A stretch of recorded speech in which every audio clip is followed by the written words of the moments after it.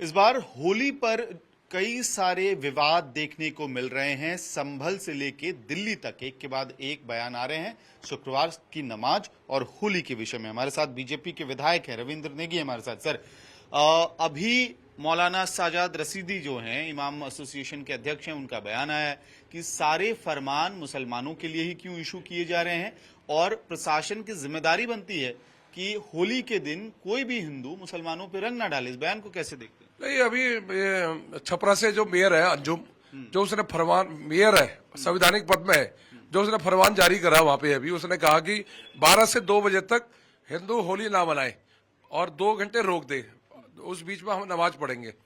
अगर आप लोग बोलते हो तो कोई सेकुलर आदमी जवाब नहीं देता, पर हम लोग अगर देश में हिंदुस्तान में हिंदुओं के लिए बोलते हैं तो वो आपके लिए विषय बन जाता है।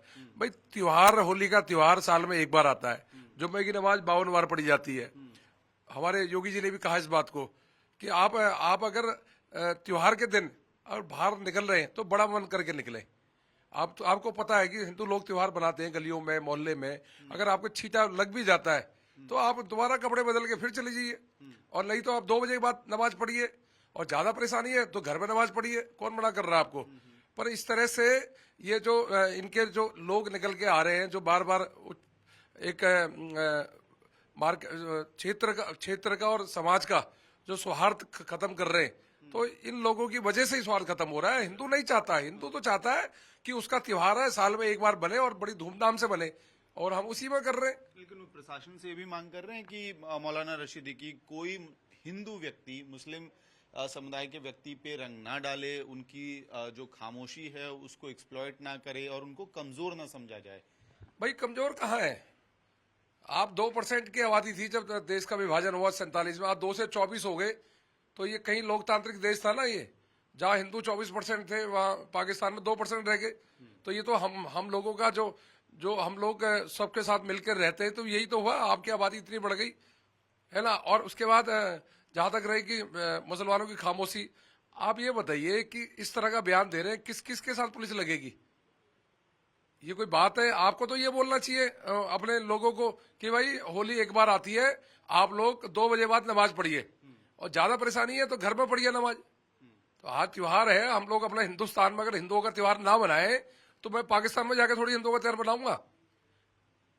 जिस पाकिस्तान में 47 में विभाजन हुआ, वो पूरा देश आपको दिया, पर आप नहीं गए, आप यहाँ बस गए। उसके बाद आपकी आबादी बढ़ते गई।